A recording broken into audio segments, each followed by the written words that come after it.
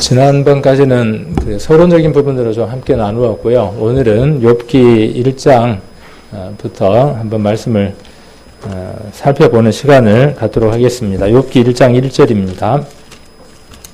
같이 한번 읽겠습니다.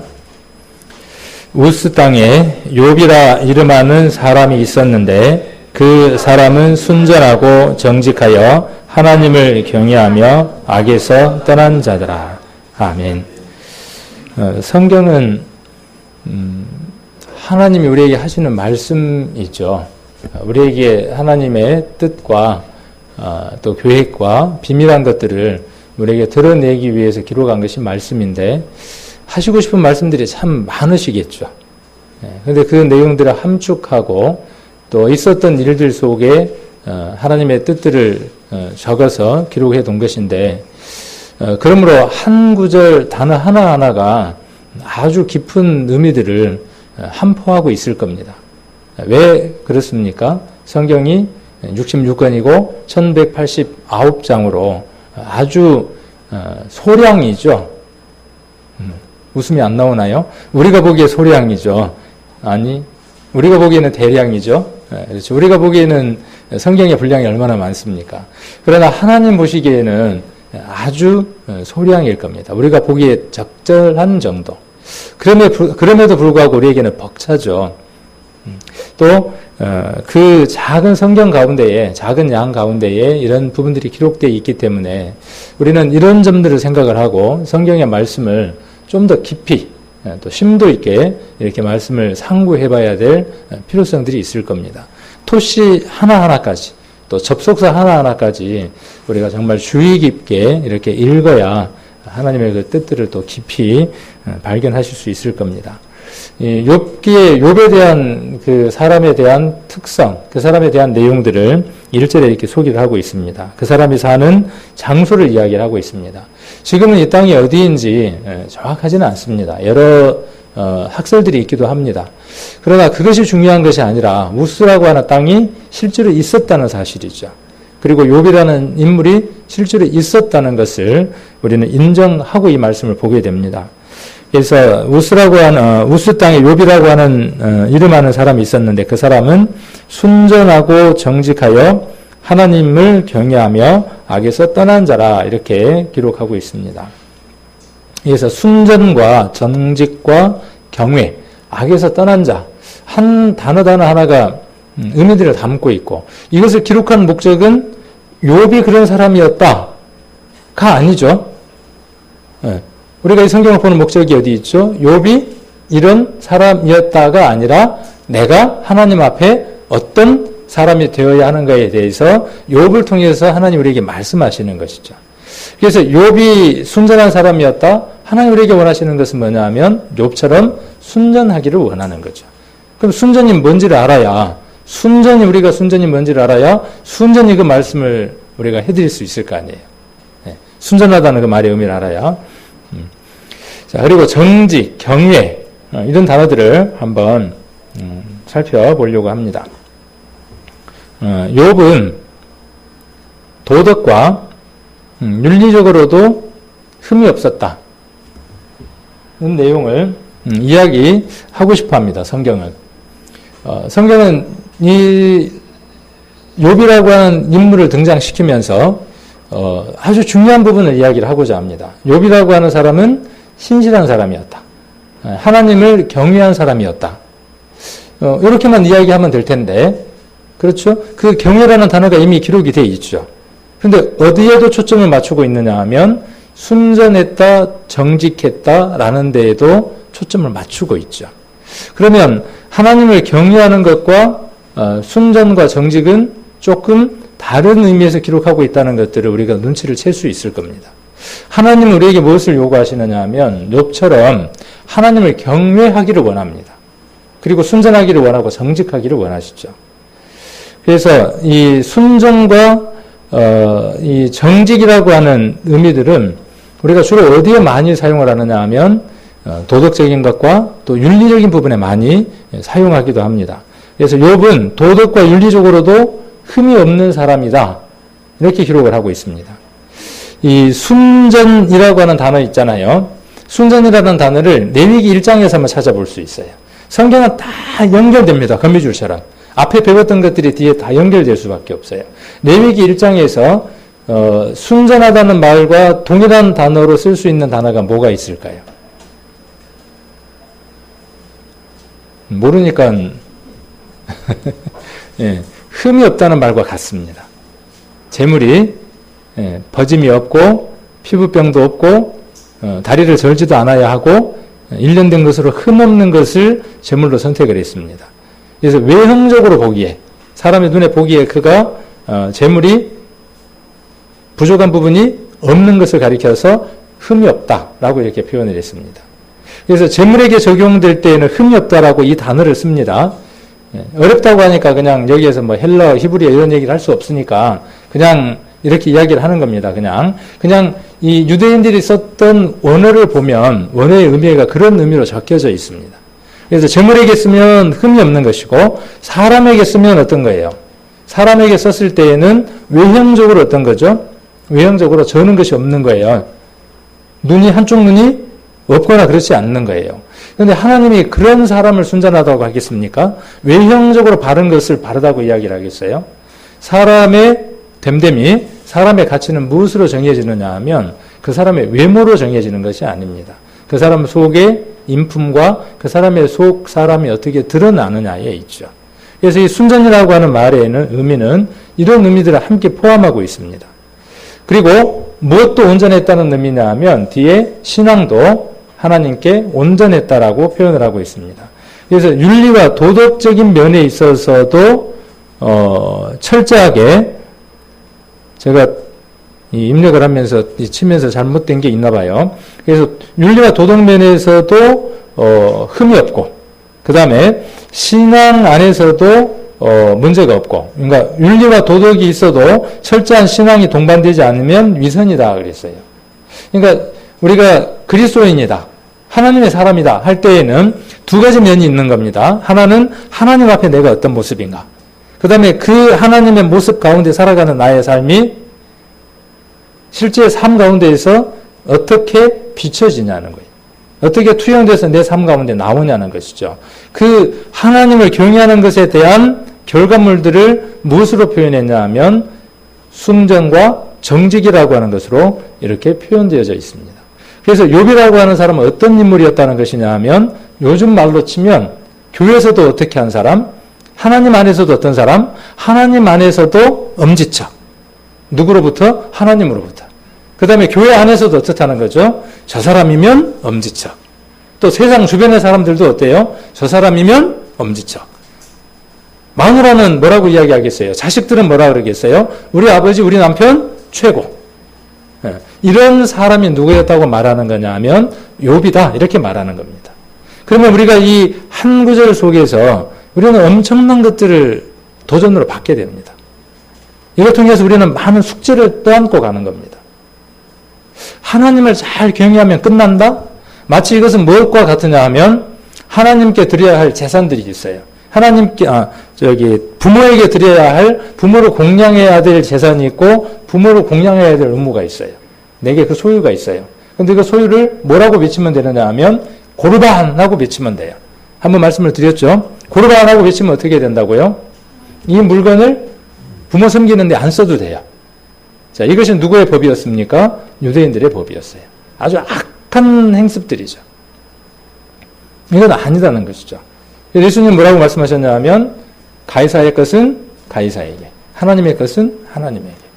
우리가 하나님을 섬겨야 할 부분에도 우리가 부족함이 없어야 하고, 부모를 섬기는 부분에 있어서도 모든 관계 속에서도 부족함이 없어야 한다는 것을 욥을 통해서 우리가 살펴볼 수 있습니다. 그래서 온전한 신앙은 도덕과 윤리를 초월하는 거예요. 그러니까 이 말을 다른 말로 표현하면 온전한 신앙을 갖고 있고 참 믿음을 갖고 있고 구원을 받은 사람이라면, 하나님의 자녀라면 어떤 삶을 살아야 하느냐 하면 도덕과 윤리로 평가받아서는 안 돼요. 무슨 말이냐 하면 교회 다니는다는 사람이 저래 라는 평가를 받아서는 안 된다는 것입니다. 욥에게서는 그렇지 않았다는 거예요. 욥은. 우리는 어떨까요? 내 자녀로부터, 내 부모로부터, 내 이 동반자로부터 어떤 평가를 받을까요? 관심 없습니다. 관심이 없을 수도 있어요. 근데 좀 관심 좀 가져보게요. 그리고 교회에서는 어떤 관계로 우리가 인정이 될까요? 아, 저 형제, 저 집사님의 삶은 정말 본받을 만해. 아, 참 엄지척이야. 그가 믿는 하나님의 그 신앙과 그가 하나님을 사랑하는 그 사랑이 내게 도전이 되고 본이 돼. 믿으려면 정말 우리가 저렇게 화끈하게 믿어야 돼. 이렇게 내 삶이 하나님 앞에 드려지는 삶인지 아니면 미지근해서 이것도 아니고 저것도 아닌 그러한 삶들을 살아가는지 이런 부분들을 욥기는 우리에게 충분히 던져줍니다. 수천 년 전에 있었던 어떤 한 사람의 얘기가 아니라 우리는 이 성경을 읽으면서 이런 질문과 이런 문제점들을 한 번쯤 던져봐야 한다는 것입니다. 늘 자주 이런 말씀을 드리죠. 나는 얼마나 변화됐을까? 나는 얼마나 주님을 닮았을까? 구원받았으니까 모든 것이 끝났다라가 아니라 그 구원은 우리를 무엇으로 만드느냐 하면 변화의 길로 인도해 갑니다. 참 재밌는 게요. 어떤 신을 섬기느냐에 따라서 외형이 달라집니다. 그렇죠? 한번 가만 생각을 해보세요. 절에 다니는 사람들. 보면 눈빛들이나 보면 어떻든가요? 잠깐 스쳐가거나 그런데도 뭔 느낌이 드냐 하면 아, 절에 다니는가 보다 하는 느낌이 들어요. 안 그렇든가요? 눈빛들을 보면 무당들이라든가 점쟁이라든가 이렇게 지나가면 눈빛들을 보면요. 그 눈빛 속에가 그가 섬기는 다른 신들이 있다는 것들이 우리는 느껴질 때들이 더러 있어요. 작두를 타는 작두도사들 한번 보셨어요? 어떻게 하던가요? 그들의 모습이 정말 점잖고 괜찮던가요? 어떻던가요? 푸닥거리 할 때 방울을 들고 어떻게 하던가요? 그들 속에 있는 신이 무엇이냐는 것에 따라서 그들의 삶의 모습들이 보이는 겁니다. 어떤 신을 담고 있느냐에 따라서. 저와 여러분은 어떤 신을 담고 있죠? 여러분들은 어떤 신을 담고 있습니까? 그 신은 신명나게 해요. 그들이 뭐라고 표현하죠? 신을 담은 사람들이 신명난다 그러죠. 이걸 하면서 어떻게 해요? 막 하면서. 봤잖아요. 안 보셨어요? 막 난리를 하잖아요. 막. 근데 그 모습이 볼만하던가요? 그가 섬기는 신의 모습이에요. 그것처럼 그가 구원받은 사람일지라도 무엇에 이끌려 사느냐에 따라서 그의 삶의 모습은 마치 그것처럼 밖으로 드러난다고요. 이런 설교들은 부담스럽고 안 듣고 싶습니다. 그리고 안 하고 싶습니다. 와서 어떤 얘기하면 좋을까요? 하루 종일 고생하시고 힘드셨죠? 참 애쓰십니다. 오늘 이렇게 힘든 거 무릅쓰고 오셨으니까 하나님이 복 주실 겁니다. 자식들도 잘 되고 밖으로 나가도 복이고 들어와도 복이고 복으로 넘쳐날 겁니다. 이렇게 이야기하면 얼마나 좋겠어요. 근데 그게 답이 아닌 걸. 그렇죠? 그게 답이 아닌 걸. 내가 변화되고 내가 주님을 닮지 않으면 우리는 하나님의 일을 해낼 수가 없습니다. 하나님은 우리를 통하지 않더라도 하나님의 일을 하실 수 있는 분입니다. 돌멩이 하나를 들어서도 아브라함의 자손이 될 수 있을 만큼 능력이 있는 분들입니다. 능력이 있는 분이에요. 근데 그분이 왜 우리를 그리스도의 보혈로 우리를 부르셨을까요? 왜 우리를 불러서 이곳에 있게 하고 이 말씀들을 듣게 할까요? 그리고 왜 구원받게 했을까요? 그 목적이 무엇일까요? 이것은 늘 매일 던져야 할 질문들이에요. 우리가 매일 순간순간마다 누구를 만날 때마다 던져야 할 질문들입니다. 그리고 성경을 볼 때마다 우리는 그 질문을 받게 됩니다. 성경을 읽을 때마다 여러 곳에서. 만일 여러분들이 성경을 읽지 않는다면 그 문제가 여러분들에게 던져지지 않을 겁니다. 혹 여러분들이 성경을 읽더라도 여러분들이 원하는 성경을 원한다면 그 질문을 여러분들이 들을 수 없을 겁니다. 고달픕니까? 힘듭니까? 내 문제가 우선입니까? 그래서 성경을 통해서 그것을 읽습니까? 유대인처럼 되는 겁니다. 철장을 들고 와서 만국을 다스릴 그 예수님만 찾는 겁니다. 우리도 마찬가지입니다. 우리 삶에 우리의 보이는 것들이 우선이면 그것만 붙드는 겁니다. 우리가 정말 봐야 할 것들을 보지 못하고 우리에게 우리에게 먼저 있어야 할 그 그리스도를 보지 못하고 땡겨서 그 예수님을 바라보고 그것을 통해서 위로를 받으려고 하는 겁니다. 그러면 하나님은 드러날 수 없고 하나님의 일은 이루어질 수 없죠. 교회가 정체되는 원인은 그겁니다. 다른 것이 아니라 우리 자신이 그렇게 준비되지 못하고 앞으로 나아가지 못하기 때문에 그렇습니다. 매일 물어야 할 질문들이에요. 나는 얼만큼 오늘 하나님 앞으로 가려고 하고 있는지, 내 자신을 얼마만큼 하나님 앞에 더 발전시키려고 하는지, 그리고 나는 하나님의 것을 얼마만큼 더 알려고 하는지, 무엇 때문에 내가 그것을 알려고 하는지, 무엇 때문에 더 가까이 가려고 하는지, 내 만족을 위해서인지, 아니면 내가 한 말씀이라도 더 알아서 내가 하나님으로부터 좀 더 많은 것을 받아서 힘들어하고 어려워하고 고난 가운데 있는 그들에게 위로를 주고 힘을 줄 수 있는 그것 때문에 내가 그 모든 것들을 하려고 하는지. 이런 성도들이 많아지면 많아질수록 교회는 든든해져 가는 겁니다. 튼튼해져 가는 겁니다. 물질로 채워야죠. 교회는 그 일도 해야 합니다. 그러나 그보다 더 우선한 게 뭐냐 하면 말씀으로서 깨워가는 겁니다. 제가 지난번에도 종교개혁에 대한 얘기를 했지만 종교개혁 이전에는 암흑기였죠. 성경을 보지 못하도록 만들었습니다. 의도적으로. 그래야 자기들의 고난이 서니까. 지금은 누구도 그렇게 하지 않습니다. 성경을 읽으라고 하지만 성경을 읽지 않습니다. 왜 그러냐 하면 풍요로움 때문에 그런 것 같아요. 너무나 풍요로우니까. 자, 그래서 이런 모든 것들을 초월하는 게 중요한 겁니다. 그래서 하나님을 경외하는 사람은 모든 지혜의 근원을 소유하고 있기 때문에 윤리와 도덕에도 앞선 사람이에요. 자꾸 제가 이걸 강조합니다. 그리스도인은 도덕과 윤리에서도 흠이 없는 사람이어야 돼요. 세상 사람들의 손가락질 받지 않아야 된다고요. 지난번에 제가 엘리베이터 안에서의 얘기라든지 여러 식당에서 얘기라든지 여러 얘기들을 했잖아요. 예의 범절에서도 어긋나서는 안 돼요.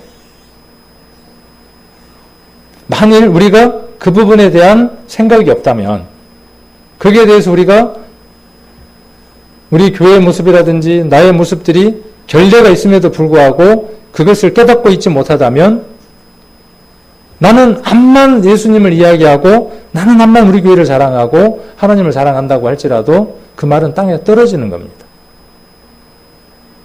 우리가 일단 예의에 떨어지면요 안 나타납니다. 지나 잘하지. 자기나 잘하지. 그 말이 그냥 나오는 겁니다.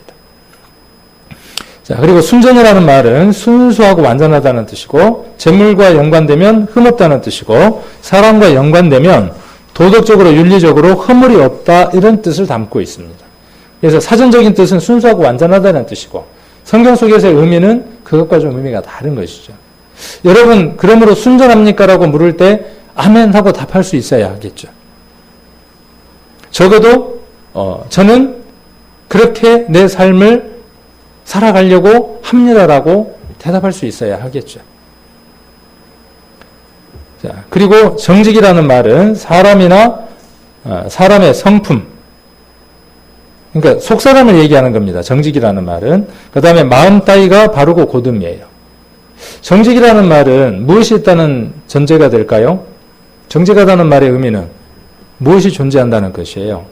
그 사람 안에 양심이라는 게 있다는 거예요. 그 양심이 말하는 것에 반응하고 그 양심에 꺼리지 않게 사는 게 정직이에요. 쉬운 말로. 그럼 그리스도인들은 그리스도인에게 맞는 무엇이 있습니까? 양심이 있습니다. 신앙의 양심이 있습니다. 그 양심을 버려버린 사람도 있다 그랬죠.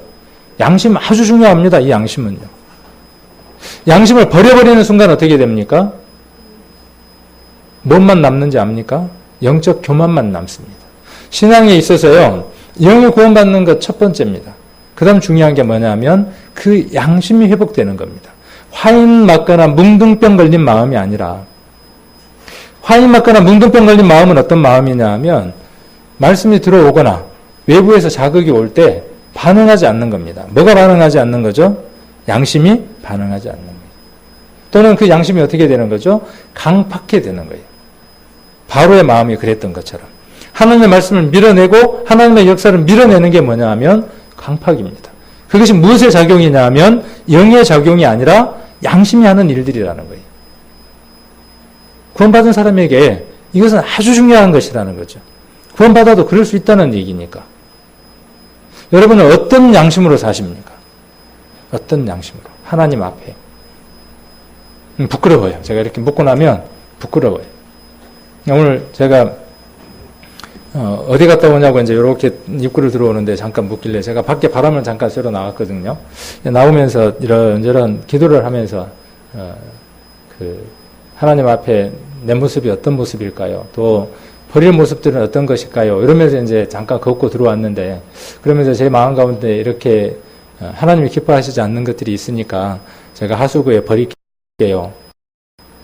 그러고 왔어요. 오는데 뭐라 그러냐면 어디 갔다 오세요 그러더라고요. 버릴 게 있어서 좀 버리고 왔어요. 그랬어요. 버릴 게 있어서 좀 버리고 왔어요. 여러분들은 어떻습니까? 매일의 삶들이. 제가 저 화단 400평짜리 화단 얘기하잖아요. 방송을 듣는 분들, 우리 교회 잘 모르는 분들은 야 교회가 엄청 큰가 보다 그럴 거예요. 실은 방송 듣고 있는 분들이 있죠. 이 시간에, 동일한 시간에. 이 시간을 빌어서 또 감사를 드립니다. 늘 이 교회와 함께 해주시고 또 기도해 주시고 여러분들은 기억 못하지만 기억 못하는 분들이 들어와서 듣는 분들도 있어요. 또 그런 분들에게 또 감사를 드립니다. 한쪽은 누가 밭을 매서 싹 없어졌어요. 한쪽은 지금 400평이 막 잡초가 무성해요. 아니, 저거 다 뽑으셔야 되는데 왜 안 뽑으셔요? 그랬더니 웃으시더라고요. 누가 뽑아도 뽑겠죠. 밭의 잡초는 눈에 띄고 보입니다. 그리고 보기 싫습니다. 그러면 우리의 삶들은 안 그럴까요? 우리의 삶들은? 근데 우리는 우리의 삶들을 그렇게 바라보는 데에 여유가 없습니다. 시간이 없습니다. 세상 사람들도요, 구원받지 않는 사람들도요, 뭔가 좀 잘 살아보려고 하는 사람들은요, 늘 자기 성찰을 합니다. 자기를 돌아봅니다. 그리고 뭘 고민하느냐 하면 자기 안에 있는 이 독초나 더러운 것들을 씻어내 보려고요, 발버둥을 칩니다. 세상 사람들도. 그런 사람들 많습니다. 만나보면은요. 그 방법은 몰라서 그렇죠. 우리는 알잖아요. 그 독초를 뽑아낼 수 있는 방법을 알잖아요. 뽑아도 올라오더라고요. 보니까. 뽑아도 올라와요. 그런데 내게는 독초가 올라오지 않는다고 생각하는 그 순간 속는 겁니다. 구원받았으니까 죄에 대해서 자유롭다. 죄는 더 이상 나를 괴롭히지 못한다. 속는 겁니다. 속고 있는 겁니다. 내게 여전히 영은 그 죄로부터 나를 어떻게 할 수 없는 환경 가운데로 하나님이 내 영을 옮기셨지만 내 양심과 내 마음은 여전히 죄로부터의 유혹으로부터 떠날 수가 없습니다. 여전히 잡초가 날 수밖에 없어요. 근데 그거를 그냥 둔다? 관심이 없다? 성경은 우리로 하여금 그 일들을 하게 하는 거죠. 그래서 정직이라는 것은 아주 중요한 겁니다. 그리스도인에게 있어서. 욥이라고 하는 인물을 떠올릴 때 앞으로 여러분들은 이 세 단어를 반드시 떠올려야 해요. 순전과 정직과 경외라고 하는 이 세 단어가 우리 성도님들 머릿속에 반드시 떠올려야 합니다. 그리고 욥처럼 하나님 앞에 어떤 칭찬을 받도록요. 8절에 보면 여호와께서 사단에게 이르시되 내가 내 종 욥을 유의하여 보았느냐. 그와 같이 순전하고 정직하여 하나님을 경외하여 악에서 떠난 자가 세상에 없느니라. 이렇게 칭찬할 수 있는 삶. 그런 삶을 하나님 우리에게 원하신다고요. 성경은 또 우리가 욥기를 배우는 목적은 어디에 있느냐 하면 그 시간들을 가져야 한다는 거예요. 한만 바쁘더라도 시간이 없더라도 밥 먹는 짬을 내서라도 우리가 이게 익숙하지 않으면 우리에게는 변화가 없습니다. 그리고 악에서 떠났다는 말의 의미는 뭐냐면요. 피했다는 뜻이에요. 우리는 악에서 떠났다 그 말을 죄를 전혀 짓지 않았다라는 말로 혹 오해할 수 있어요. 그러나 이 말의 의미는 피했다는 말의 의미는 이런 뜻이에요. 우리가 신약에서는 고린도전서에서 음행과 우상 숭배에 대한 얘기를 하셨죠. 그때 6장 18절에 보면 음행을 피하라 그랬죠. 예쁜 색시가 예쁜 목소리로 나긋나긋하게 와서 오빠 이러면서 와요. 이러면서 오면 뿌리칠 수 있어요, 없어요? 우리 집사님 뿌리칠 수 없어요. 저는 뿌리칠 수 있어요. 안 돼요. 안 되는 거예요. 그 요셉처럼 그렇게 옷을 벗어버리고 갈 수 있는 그런 힘들은 좀처럼 어렵습니다. 그럼 그것만 그렇습니까? 여기서 음행이라 그러니까 그것만 우리가 떠올립니까? 우리는 매 순간마다 그 선택 속에 서죠. 하나님이 싫어하시는 것과 하나님이 기뻐하시는 그 중간에 서 있죠. 휴대폰을 만지작거리다가 어떤 연예인의 그림들이 나오면 계속 넘어가면서 보인단 말입니다. 근데 그 시간에 뭘 하면 좋겠어요? 그 시간에 지금 우리가 이야기한 이것들을 하면 좋을 거 아니에요. 말씀을 보고 우리를 돌아보면 좋을 거 아니에요. 근데 어떻게 합니까? 뭐가 훨씬 더 달콤하고 좋아요? 연예인 뉴스가 좋고 내가 좋아하는 것들이 있어요, 분명히. 그러면 내가 좋아하는 그게 뭐예요? 내가 하나님을 좋아해야 되는데 하나님을 좋아하지 않고 내가 좋아하는 그것을 좋아하는 게 뭐예요? 그게 음행이죠. 그렇잖아요. 그러면 요셉처럼 옷을 확 벗어버리고 나올 수 있어야죠. 안 하는 겁니다. 그냥 앉아 있는 겁니다. 눌러서. 그렇게 한번 해보자는 거예요. 이제 우리가 한번 우리들 삶들 가운데에서 우리를 하나님의 그 사랑으로부터 멀어지게 하는 것들이 어떤 요소들이 있는지를 우리 삶들 가운데 한번 체크해 보는 겁니다. 뭔지를. 많아요. 아주 많아요. 아주 많습니다. 내가 민감하게 느끼지 않고 나는 그냥 습관적으로 하고 있는 것들인데 다른 사람이 봤을 때 끊고 있지 못하는 것들이 많아요. 우리 교회는 그걸 술과 담배로 대표로 지었죠. 그건 이제 대표적인 거고, 그런데 각각 있어요. 집에 돌아가면. 보이지 않는 그 삶들 가운데에 그렇게 숨겨져서 은밀하게 하나님이 내게 사랑스러운 게 아니라 그것이 더 사랑스러워서 조용히 그 관계를 갖는 시간들이 있다고요. 우리나라의 개고기 문화가 혐오 문화라 그러죠. 근데 어느 나라에는 어떤 문화가 있는지 알아요? 남의 나라 문화를 함부로 그렇게 판단하면 안 되는데 다 사연들이 있는 건데, 어느 나라는 어떤 문화가 있냐 하면 새를 어렸을 때 눈을 뽑아요. 두 눈을. 그리고 새장 안에서 먹이만 주고 키워요. 그러면 점점 비대해져 가겠죠. 뭐 개를 어디에다 집어넣느냐 하면 맥주인지 어디에 데다 넣고 질식을 시켜서 죽여요. 그런 다음에 그걸 요리를 해요. 그러니까 그 과정이 어떻죠? 잔인하죠. 개보다 더 잔인해요. 그러니까 그 먹는 과정을 보고 신이 노한다고 그 새를 먹을 때는 어떻게 먹냐 하면 인터넷에 나중에 한번 찾아보세요. 그런 문화도 있어요. 가운을 뒤집어 쓰고 보자기 같은 걸 뒤집어 쓰고 그 보자기 속에서 그 음식을 먹는 거예요. 자기들이 좋아하는 문화예요.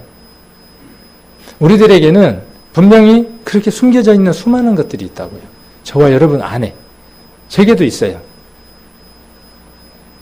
그런 부분들이 이 말씀들을 통해서 밖으로 나와지고 버려지고 하나님의 것들로 채워졌을 때 새로운 모습들로 만들어져 가는 겁니다. 그리고 그것을 바라보는 사람들은 그것이 하나님의 능력인 것을 찬양합니다. 그래서 말씀을 배우는 거잖아요. 그래서 이 좋은 시간들을 다 버려두고 이 시간에 와서 이렇게 성경 말씀을 듣게 되는 것이죠. 그래서 피하라는 겁니다. 피하라는 말은 다른 표현으로 구별하라는 것입니다. 해서는 안 되는 것과 해야 할 것을 구분해서 해야 할 것은 하고 하지 말아야 할 것은 하지 말아라는 뜻입니다. 악에서 떠난다는 뜻은 아주 단순하고 아주 쉬운 겁니다. 하나님이 기뻐하시는 것은 행하고 하나님이 미워하시는 것은 나도 미워하는 것에 동참하는 것이 악을 떠나는 겁니다. 그 중에 대표적인 것이 음행과 우상 숭배라고 이렇게 표현되어져 있습니다. 베드로 전서를 한번 보겠습니다. 베드로 전서 2장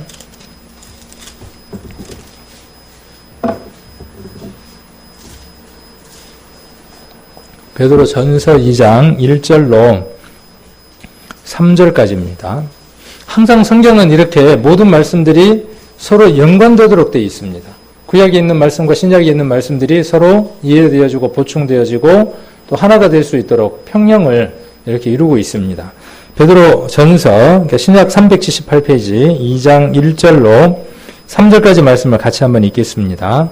그러므로 모든 악독과 모든 괴율과 외식과 시기와 모든 비방하는 말을 버리고 갓난 아이들 같이 순전하고 신령한 젖을 사모하라.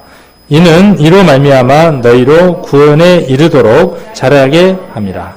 너희가 주의 인자하심을 맛보았으면 그리하라.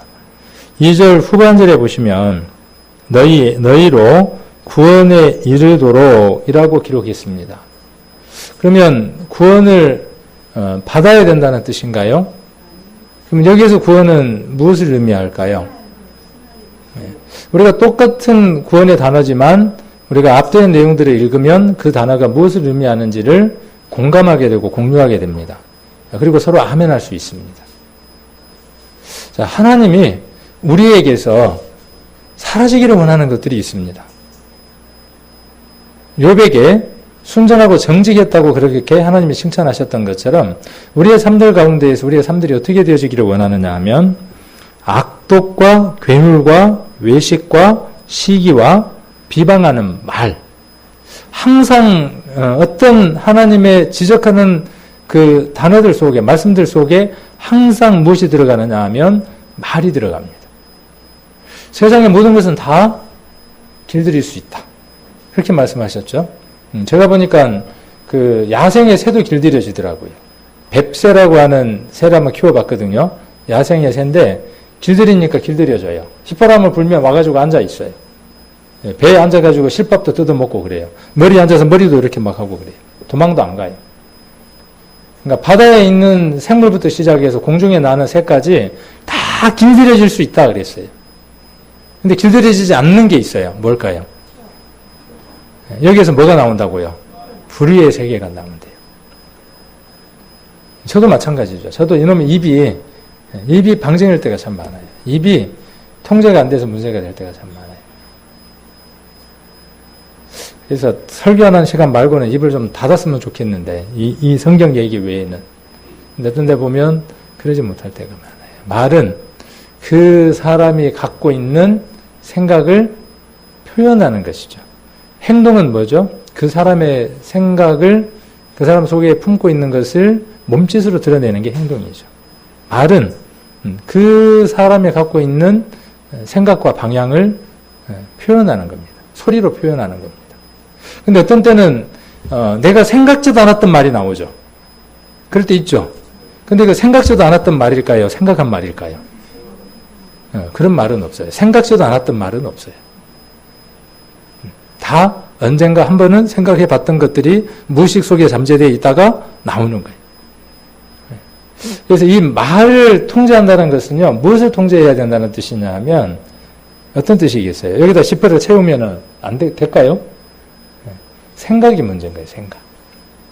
이 생각이 바로 잡혀지려면, 내 생각 바로 잡을 수 있을까요, 없을까요? 내가 내 생각을.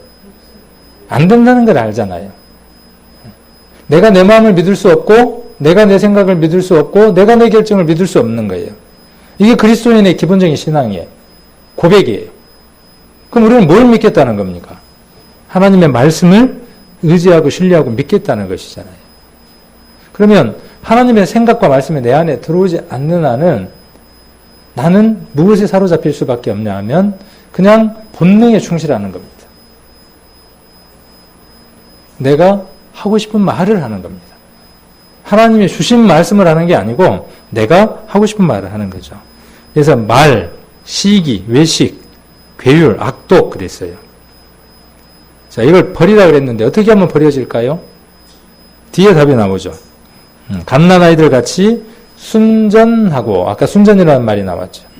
초대교회 때 막 2장에 보면 모였어요. 거기에도 이 순전이라는 단어가 나와요. 그리스도인들이 따라다닐 때 하나님의 역사가 이루어질 때마다 그곳에 늘 함께 따라다니는 단어를 보면 순전이라는 단어가 따라다녀요. 그러면 순전이라는 단어는 무엇과 아까 상관이 있다 그랬죠? 어느 사람의 삶이 흠이 없는 것과 한계가 있다 그랬죠. 재물이 흠이 없는 것과 한계가 있다 그랬죠. 그리스도인들이 하나님 앞에, 세상 사람들 앞에 흠 없이 살아갈 때 뭐가 나타난다는 거예요? 하나님의 역사가, 하나님의 함께 하심이, 하나님의 능력들이 나타난다는 거예요. 그 역사가 사도행전 2장의 역사죠. 그러기 위해서 뭐가 필요하다는 거예요? 여기 갓난아이들 같이 순전하고 신령한 젖을 사모하라는 거예요. 이거 구원 받은 사람에게 한 거예요? 구원받지 않는 사람에게 하신 거예요? 뒤에 구원에 이르도록 그랬는데, 뭐 초보적인 질문을 우리는 하지 않죠. 구원받은 성도에게 젖을 사모하라는 거예요. 이게 젖이 뭡니까? 말씀이죠. 우리가 읽는 이 말씀입니다. 어머니에게는 2개의 가슴이 있어서 아이를 낳고 나면 영양분을 충분하게 공급하죠. 왜 2개일까요? 하나면 될 텐데. 하나가 문제가 생길 수도 있잖아요. 채우기 위해서, 풍성하게 채우기 위해서. 신약과 구약이라고 하는 2개의 가슴이 있어서 풍족하게 채웁니다. 넉넉하게 채웁니다. 마르지 않습니다. 어머니의 가슴은 혹 마를 수 있어서 적돈량을 다녀야 하지만 하나님의 이 말씀은 절대로 마르지 않습니다. 그리고 풍족하게 젖어진 사람은요, 다릅니다. 우리가 느낄 수 있을 만큼 달라집니다. 내 아내가 느끼고 내 자녀가 느끼고 누군가가 느낄 수 있도록 달라집니다.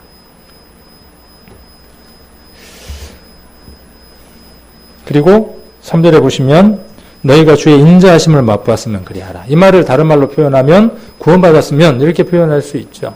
구원받았으면 어떻게 하라고요?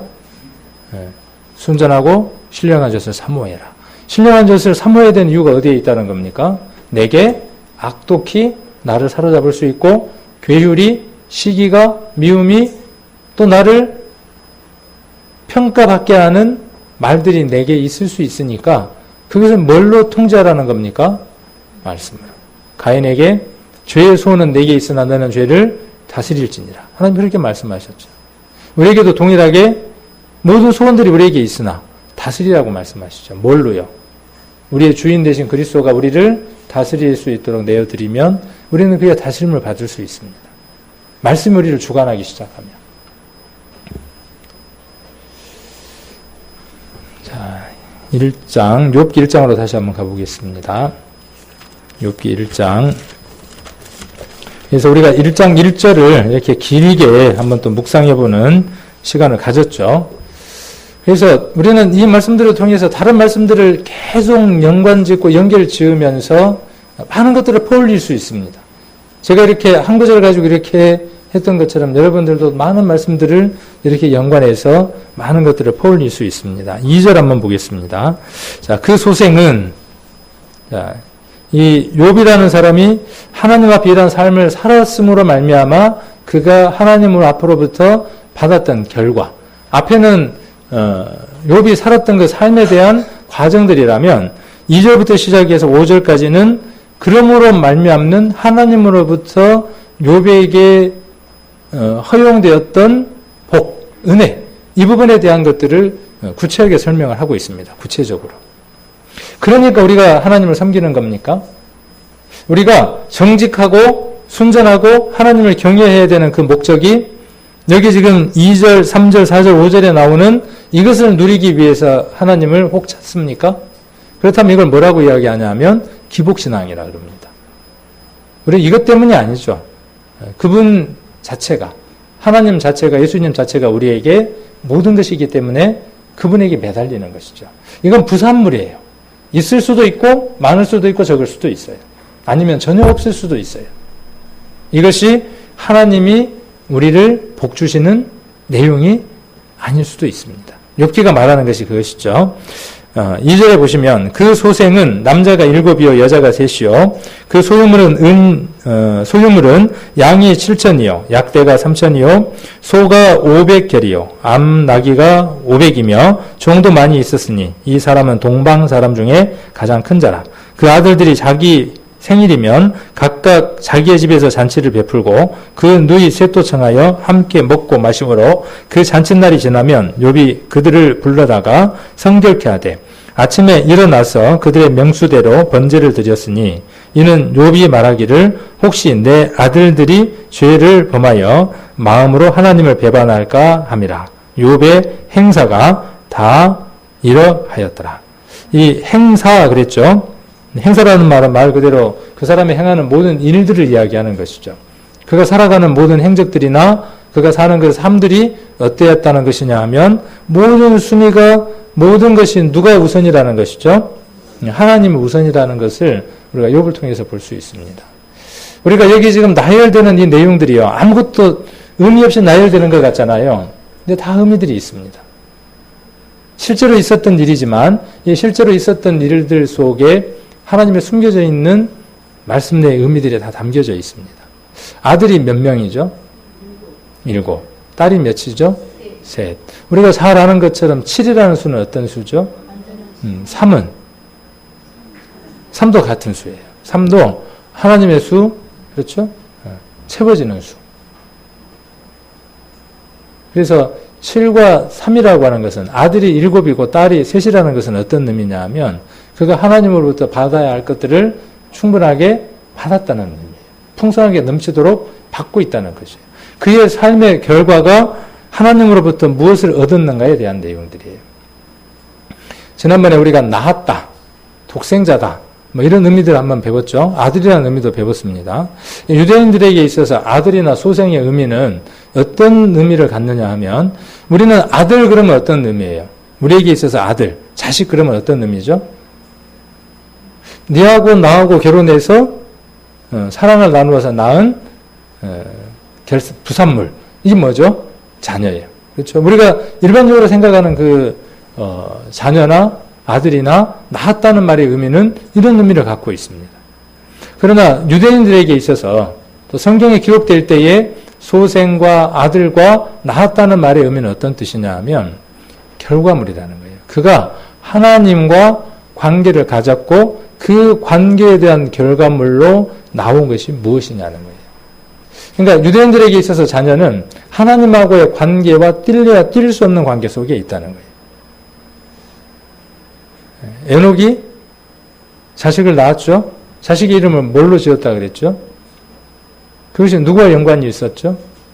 하나님과 연관이 있죠. 다 연관들을 갖고 있다는 거예요. 그래서 여기 소생이 7이라고 하는 것은 무슨 뜻이냐 하면 자식이 7이었다. 그런 단순한 어떤 의미가 아니라 그가 하나님하고의 관계 속에서 앞에 1절에 있는 것처럼 그러한 삶들을 산 결과로 하나님께서 그에게 베풀어 주신 것이 이것이다라고 기록하고 있는 거예요. 그 뒤에 내용들도 같은 것들로 우리가 한번 참고를 해볼 수 있습니다. 그래서 소유물은 그러니까 아들 7, 그 다음에 딸 3은 소유물이 아니죠. 그렇죠? 자식은 여러분들의 소유물이 아닙니다. 제 딸도 제 소유물이 아니에요. 그러면 아내는? 남편은? 우리 성경을 통해서 이런 것들을 금방금방 쉽게 발견할 수 있습니다. 아내는 내 소유물이 아닙니다. 자기의 소유물이라고 생각했다가 큰 코를 다친 유명한 인물이 있죠. 누구죠? 아담이에요. 내 거라 그랬다가 한번 제대로 당했잖아요.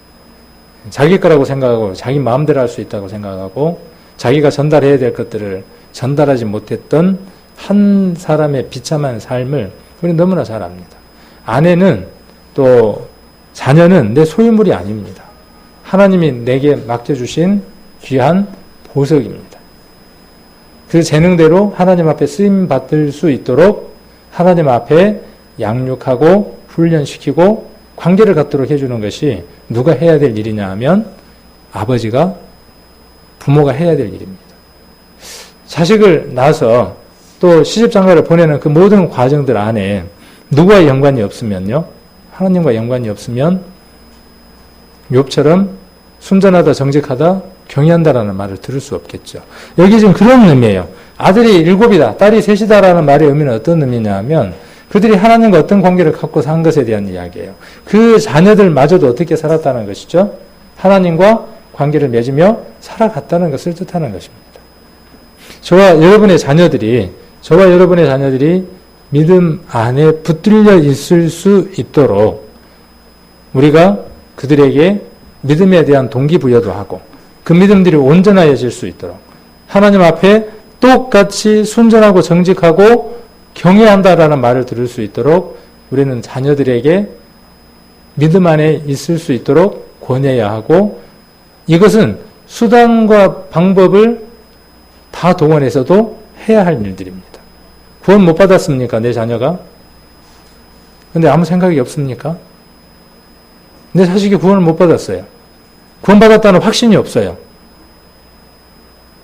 내 아내가 구원받았다는 확신이 없어요. 근데 그냥 냅둬요. 방임해요. 내 남편이 그렇다는 확신이 없어요. 근데 그냥 방임해요. 별 방법을 다 동원을 해야죠. 아부도 떨어보고 애교도 떨어보고 협박도 해보고 회유도 해보고 언제까지 해야 됩니까? 내가 많이 해봤어. 그동안에 수없이 해봤어. 근데 안 되더라는 거죠. 그럼 왜 안 되는 원인을 한번 점검해봤습니까? 저는 그 안 되는 원인이 여러분들 삶들에 변화가 없어서라고 저는 단정하고 싶습니다. 너무 멀리 갔나요? 그것도 한 큰 원인일 수 있어요.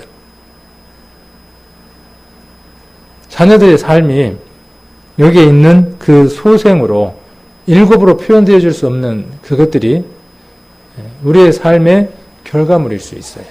내가 교회는 다니지만 내가 늘 돈에 욕심이 있고 내가 성경을 읽지만 의무적으로 읽고 지난 시간은 내가 하고 싶은 음행을 피하라 그랬는데 내가 좋아하는 것들만 따라가는 삶들을 살아가는데 집에서 보는 자식들이 뭘 보겠습니까? 부끄럽죠. 저도 말을 할 수가 없어요. 자신할 수 없어요. 왜요? 자식 키우니까. 그러나 내가 자신 없다고 이 말을 안 할 수는 없잖아요. 해야 하죠. 해야죠. 그래야 회복이 되죠. 끊임없이 자극을 주고 끊임없이 해야죠. 될 때까지. 구원 못 받았으면 구원 받도록 해야 하고. 구원 받았습니까? 내 자녀가? 믿음 안에 있습니까? 그렇지 않다면 믿음 안에 있을 수 있도록 해야죠.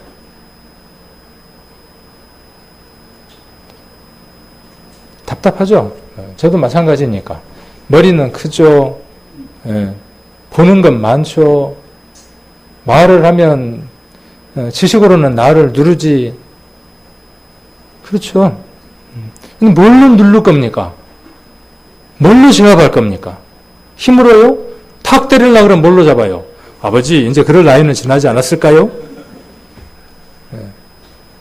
안 돼요. 안 되는 겁니다. 뭘로 가능하겠습니까? 그 답은 1절입니다. 욥의 그 삶입니다. 저와 여러분의 삶이 누구의 믿음까지도 결정짓느냐 하면 자식들의 믿음도 결정을 짓는 겁니다. 이스라엘은 이것에서 실패했습니다. 우리도 실패할 수 있습니다. 늦지 않았습니다. 늦지 않았습니다. 먼저 그 아이들을 교회로 나오게 하려고 발버둥 치는 것보다 성경을 읽으라고 소리 지르는 것보다 왜 교회를 안 갔느냐고 말하는 것보다 내게 하나님을 더 가까이 하는 시간이 있고 내 입과 내 삶이 하나님으로 말미암는 삶들이 내게 있게 되면 모든 삶들 가운데에서 돌아옵니다. 저는 확신합니다. 그것이 여러분의 가정과 여러분의 자녀들을 믿음 안에 있게 할 겁니다. 틀림없이. 왜요? 말씀에 구원에 이르도록 하게 한다고 했으니까. 약속이니까. 과학적인 것만 사실입니까? 이것도 사실이니까. 그래서 뒤에 3절에 나와 있는 것들도 힌트를 얻어서 한번 여러분들이 연구를 한번 해보십시오. 숫자의 의미를 들고 여기에 어떤 것들이 있을까 한번 힌트를 얻어보면 7천도 마찬가지죠. 또 3천도 마찬가지죠. 단지 뒤에 공이 더 붙었다는 것뿐이죠. 그래서 여기서 이야기하고자 하는 것은 뭐냐 하면 그의 삶의 결과가 하나님을 충분히 기쁘게 해드렸다고 하는 것을 우리는 이 결과를 통해서 알 수 있습니다. 저와 여러분도 이런 것들을 받고 싶지 않습니까? 풍성해지는 것. 내 자녀가 믿음 안에서 풍성해지고 그의 삶들이 말씀으로 풍성해져 가고 또 내 삶이 세상 것이 아닌 하나님의 것들로 풍성해져서 세상 그 어떤 것으로도 부족함이 없는 그런 것들로 우리가 변화되어 간다면 우리 입술에서 간증은 쏟아져 나올 겁니다. 그리고 먹을만 할 겁니다. 저와 여러분들의 간증이 먹을만 할 겁니다. 정말 달 겁니다. 뷔페 보면 그렇죠. 그리고 외국은 그렇게 한다 그러죠. 그 잔치를 벌릴 때 각각 자기 집에서 잘하는 음식을 한 가지씩 준비해서 그 초대된 숫자만큼 해갖고 온대죠. 우리 간증 시간이 그래야 맞습니다. 내게 가장 좋은 것, 내게 가장 크게 느껴졌던 것, 나를 가장 기쁘게 했던 것, 하나님을 가장 기쁘게 했던 그것들을 보따리 싸가지고 어디로 오느냐 하면 구역 모임으로 오는 겁니다. 구역 모임이 풍성해지지 않으니까요. 다른 조직들도 마찬가지인 거예요. 그래서 그것을 두고 조직도 여러 번 개편을 해보고 방향도 잡아보고 하지만 입들이 안 열립니다. 우리 남장엽 회장님이 주일날 이렇게 간증도 해보려고 하고 하는 그 의미들이 어디에 있겠습니까? 의도들이. 거기에 있겠죠. 우리의 삶이 그렇게 풍성하면 하지 마라 그래도 아마 이 자리가 끝이 없이 내가 먼저 할게요. 할 거예요. 그리고 듣고 나면 어떨까요? 듣고 나면요. 달죠. 서로 못 먹었던 거 먹으니까 달죠. 그러면 부족함이 없습니다. 내 잔이 넘치나이다. 부족함이 없습니다. 이렇게 우리가 하나님께 말씀드릴 수 있을 겁니다. 어느 것이 부족하다면 내가 부족한 겁니다. 어느 것이 채워지지 않았다면 내게 그 채움의 의무가 있습니다. 우리의 이 교회들을 우리가 이렇게 채워져 보게 해요. 그래서 먼저 말씀으로 먼저 깨어나 보게 해요. 이렇게 말씀으로 깨어나면 분명히 여러분들 안에 여러분들이 해야 할 것들이 보일 겁니다. 이거 해 보십시오. 저거 해 주십시오. 이렇게 하십시오가 아니라 분명하게 보여질 겁니다. 그러한 삶들이 욥기를 쭉 읽으시면서 더 발견되시고 또 확정되기를 원하고 다음에 또 이 말씀 이어서 같이 상고하는 시간을 갖도록 하겠습니다.